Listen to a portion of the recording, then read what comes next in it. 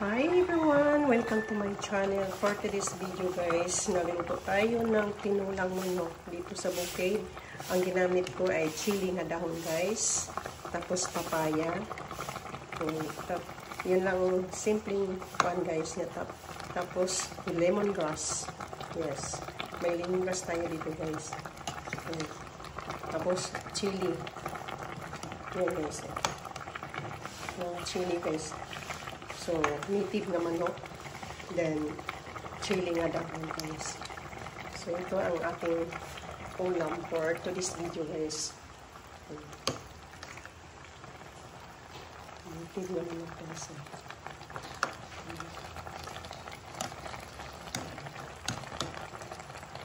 Sa bahay guys. Maulan kasi ngayon guys. So, it's rainy day. So, kailangan natin may sabaw. So, malapit na siya ito, guys.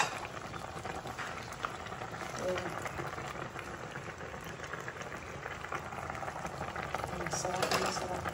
I-off ko na ito, guys. Kasi para hindi na ang gulay natin. So, masarap na siya, guys. Titikman natin. Wow! Tamis na tamis.